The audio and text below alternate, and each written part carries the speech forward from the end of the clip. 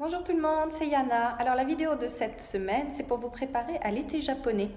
Alors je ne sais pas si vous êtes comme moi, mais moi l'été japonais avec la chaleur et l'humidité, c'est terrible, c'est un cauchemar, j'ai qu'une envie, c'est de partir en Islande.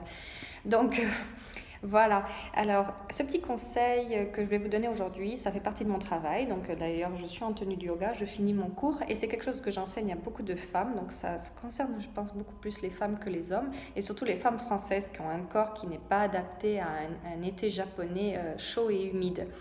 Donc, si vous êtes à l'écoute de votre corps, vous l'avez peut-être remarqué, mais en été, en fait, votre corps se refroidit. Alors, c'est un peu contradictoire parce qu'il fait très très chaud, vous avez l'impression d'avoir très très chaud, mais si vous touchez votre ventre et vos pieds, a priori, ils sont froids et glacés. Et en fait, ce froid des pieds et des pieds et du ventre, en japonais, ça a même un nom, ça s'appelle hiesho, c'est-à-dire la maladie du froid. Et ça ralentit en fait tout votre système immunitaire et notamment ça ralentit votre intestin et votre digestion. Donc ça peut provoquer autant des diarrhées que de la constipation. Alors c'est soit l'un soit l'autre. Et ça peut être par exemple un chaud-froid, pendant que vous vous promenez en ville, vous passez de dehors où il fait très très chaud à un magasin où il fait très très froid, et ça va vous déclencher des frissons et une envie de diarrhée directe en fait. Donc pour éviter ça, en fait, il faut garder son corps au chaud le maximum. Et comment on garde son corps au chaud au maximum? Déjà en se couvrant, hein. Alors c'est un peu difficile hein, en été, mais bon, je vous conseillerais d'être en tenue avec notamment des chaussettes et des baskets plutôt que des sandales déjà. Et éviter par exemple les dos nus et tout ça qui va refroidir votre ventre. Donc toujours aussi garder le ventre au chaud, bien couvert.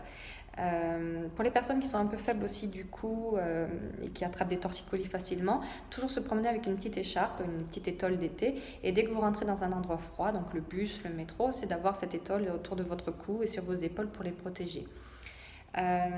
Autre chose, donc pour garder votre corps au chaud, c'est de manger chaud en fait.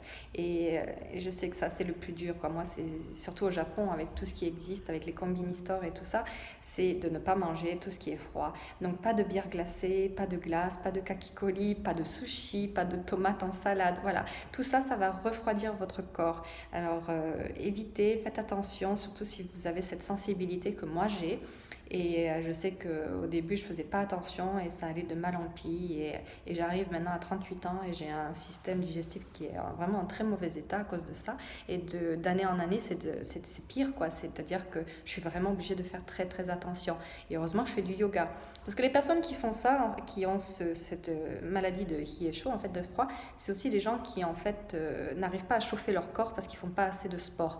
Et même moi, avec du yoga tous les jours, j'arrive pas à chauffer mon corps suffisamment. Il faudrait que vous soyez vraiment avec des abdominaux en béton, un ventre très soutenu musculairement et très chauffé musculairement.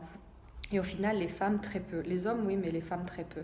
Donc faites attention, essayez de voir un peu votre terrain, lequel vous êtes.